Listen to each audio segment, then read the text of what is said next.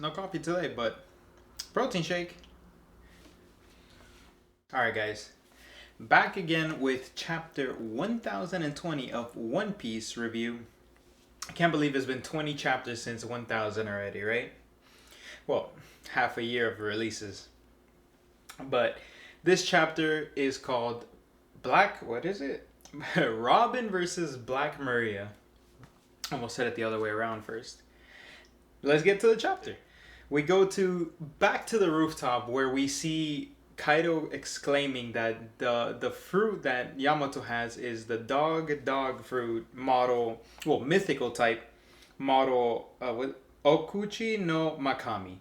I probably butchered the heck out of that, but after reading a little bit of lore and of the deity that it's based off of and the mythology, it's a guardian, which of course it suits Yamato. It's a guardian of the location they're in, and it's supposed to be the guardian. Not supposed to be, but Kaido's exclaiming, "You! It's a guardian fruit. It's a guardian wolf. I want you to be the guardian of Wano," which is very, I want to say it's very fitting. There you go. The word is very fitting considering Yamato wants to 100% defend and liberate the island of Wano from Kaido, which now is no, because Yamato wanted to do this beforehand. Because Joy Boy was mentioning, like the YouTuber Joy Boy was mentioning a theory. What if devil fruits actually alter how you think and alter your way of being? Because Luffy always rebounds, but is that him or is that the fruit? So is this also playing a role of they want to liberate and be a guardian of Wano because it's their free will, or it's the fruit that did it? Maybe that gives a reasoning for the name devil fruit. It's cursed, a cursed power where it kind of changes the person after they eat it. But that's a tangent, a theory, and that's also what Joy Boy mentioned. So I'm just trying to bring it to light a little bit more. But here is Kaido and Yamato fighting, and I don't know how difficult or how heavy like these blows are from Kaido, but Yamato looks like they're holding their own against Kaido, which is pretty extraordinary considering Zoro was there, and I don't know where Sanji would fit in this whole like power scaling with Yamato. I want to see more of this. I want to see where Yamato would lie if she fought a commander. But they both throw a blast breath at each other, and it just cuts out from there. It's incredible fight. I love it. Now we cut to finally amazing part. I would have been wanting, a bunch of people have been wanting to see Robin versus Black Maria with Brook there. And we get some illusions which were like, okay, so Black Maria is a mythical type, probably has some powers, and it looks like she has some illusion powers, which I love Robin. Just cold-hearted, just I know these illusions are fake, and just strikes all three of them. Saw, the mom, the Clover scientist, just smacks all of them. And they're surprised that, Robin didn't fall for the illusions, and it's just like Robin knows better. Robin's smart enough to know that the illusions are fake. We're in a dire wartime situation. It's not gonna work on me. And Brooke, Robin was saying, "Oh, Brooke, you had the same illusion fall for it. Like the same illusion was, affecting you." And it's just like in my mind, I'm like, "No, Brooke's been adrift for 50 plus years. He knows. Like, there's no way." And Brooke is just like, "There's literally no chance, no way. It's not gonna work on me." But in the midst of all this, Black Maria is just swinging this weapon, which we were all so confused. Like, how's it generating fire? Why has it got a face on it? And Oda's creativity knows no bounds. It's a freaking pug gifter. No, it's a pug smile fruit. And the head is huge with the little body of a pug, and it's just running in the wheel, powering up the fire. And I'm just like, how did you come up with that? That is so weird. And Brook gets the brilliant idea that if it's alive, then let me try and freeze it. So he uses his like out of body ghost transformation and he goes through the dog smile fruit and freezes it, canceling out that power and fire. So now Black Maria is just with one weapon. And Black Maria was trying to rile up Robin again. Like, I don't know, just Robin just feels too smart for that. Like, it's not a good fit to just try and, anger her, rile her up or something and saying, "Oh, Sanji, what a pitiful, excuse for a member calling for their member to come here and save his ass like that. You should be ashamed of that person." And we know better, and Robin knows better, saying, "I'm glad that Sanji could rely on me in this case, and in this instance to actually call for me so I can deal with you."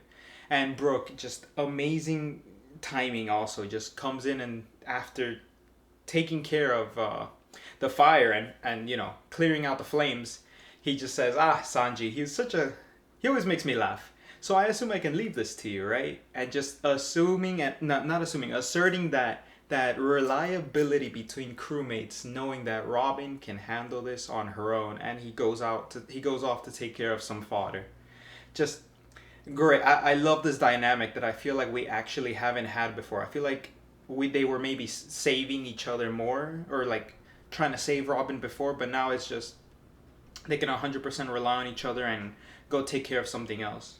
I also forgot to mention, what the heck is that last power that Robin's bringing out? It's like a giant version of her, which is very fitting versus Black Maria, considering she's a bigger person. Plus, she's in her like hybrid form. I assume that is. And why would Oda cut that part out?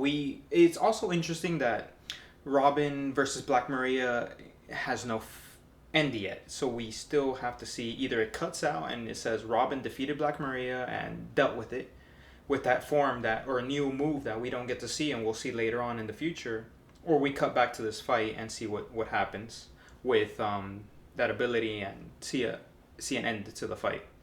Now we cut to the end of the chapter. We cut to Luffy and Momo on the ground. So they made it to mainland Wano.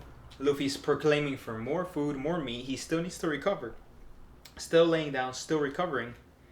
And, he's telling Momo, "Don't mourn yet. Don't cry yet. Save your tears for later. We still have a fight to take care of. We still have to defeat Kaido." And he still needs more food, which we see Caribou on the side. Oda has an agenda with Caribou. I want to know what he's going to do. Caribou's either going to yell at Kaido, "I know something," or he's gonna die by Kaido. He's gonna get swung at and he says, "I know something very important, don't kill me."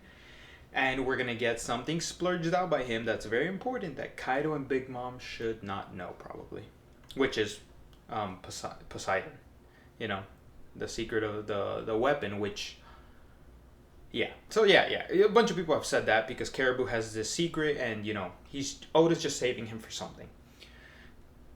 And Luffy proclaims to Momo, "Oh, also, theory. Well, not theory. It's like, Caribou probably has a ton of food for Luffy to eat, and he's going to power up," which Caribou is also rooting for Luffy to win, so he just wants to get off the island as well.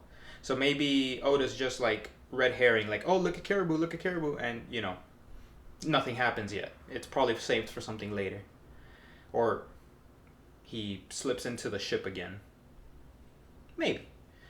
But yeah, Luffy proclaims to Momo, "You're gonna fly me up there, back to the rooftop, so I need you to turn into a dragon," which we all want Kaido to see this. We want Kaido to see the dragon form, Momo's dragon form, and see what the heck he's gonna say. Or maybe call back to like, "Oh, Vegapunk succeeded mildly because he replicated the dragon fruit." And that's the end of the chapter.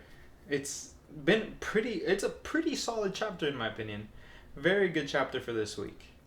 Yeah, so that's the end of the chapter. There's going to be another one next week. My predictions for next chapter is going to be, well, Luffy's going to eat. He's going to say, "I feel better while you're flying me up there. I'm recovering." Now, Momo, "I need you to fly me up there." So Momo's going to be like, "I can't, yada yada." He's going to start flying up there with Luffy, and he's probably going to fail. I'm assuming he's gonna get close, maybe midway through, and he's just gonna fall, and he's gonna fail. So we'll get another chapter of him getting through that, through that whole I'm scared of flying thing, and he'll eventually get up to the roof, or Luffy will find another means to get to the roof and bring Momo.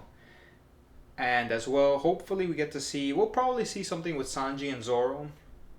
Zoro recovering, probably gonna go see where Marco is with King, and we might get to see some of Sanji's fight, or maybe the next fight is Sanji versus Queen fight, hopefully, and see how Sanji does versus a commander.